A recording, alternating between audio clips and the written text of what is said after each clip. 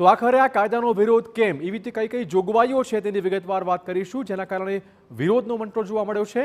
Hit and રનના કાયદાના કેસમાં દોષિતોને કડક સજાનું પ્રાવધાન સરકારે કર્યું છે। અકસ્માત પછી ભોગ બનનાર વ્યક્તિને 7 લાખ રૂપિયાનો દંડ થશે। આથી ડ્રાઈવર્સ ચોક્કસ રોષે ભરાયા છે। તો દોષિતને 10 વર્ષ સુધીની જેલની સજાની પણ જોગવાઈ આ કાયદામાં છે। વાહન ચાલક ઇજાગ્રસ્ત થશે અને સારવાર માટે લઈ જાય તો સજામાં ચોક્કસ ઇજાગ્રસ્તને સારવાર માટે લઈ જવાય તો તેવા કિસ્સામાં ડ્રાઈવરને સજામાં ઘટાડો પણ શક્ય છે।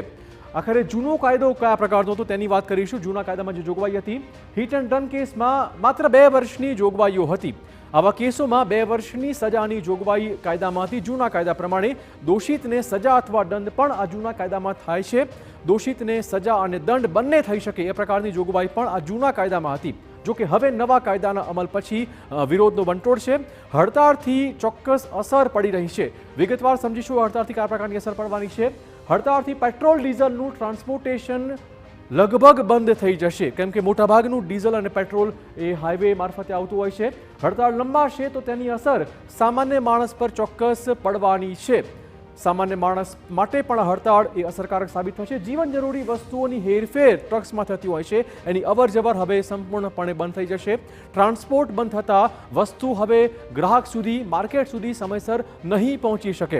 બીજી બાજુ માલ સામાનનો જથ્થો પૂરતી માત્રામાં ન રહેતા ભાવ વધશે, એની અછત વર્તાશે, કેમ કે માલ સામાન પહોંચશે નહીં અને માટે મોંઘવારી વધશે, ભાવ વધશે। આ પ્રકારની સમસ્યા પણ ચોક્કસ સર્જાવાની છે।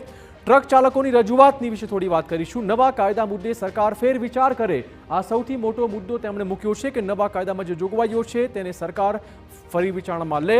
જૂના કાયદાની ખામી જો હોય તો સરકાર ચોક્કસપણે દૂર કરે, પરંતુ નવો કાયદો જે વધુ કડક બનાવાયો છે તેની સામે નારાજગી છે। કેસમાં મોટો દંડ અને સજા એ અયોગ્ય હોવાનું ટ્રક ચાલકોનું કહેવું છે। આટલો મોટો દંડ અને આટલી લાંબી સજાની જોગવાઈ એ ન હોવી જોઈએ। અકસ્માત બાદ તેની યોગ્ય નિષ્પક્ષ તપાસ કરાય એ માટે પણ ચોક્કસ તે તૈયાર છે। અકસ્માતના કેસમાં મોટા વાહનને જ સીધા જવાબદાર ન ગણાવાય, આ એક મુખ્ય મુદ્દો પણ તેમણે મૂક્યો છે।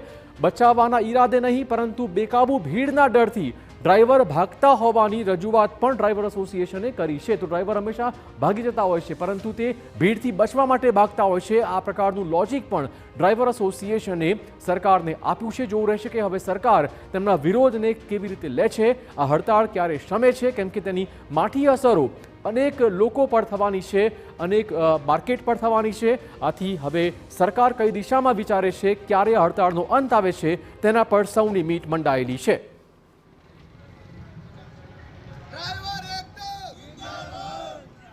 नहीं चलेगी, नहीं चलेगी,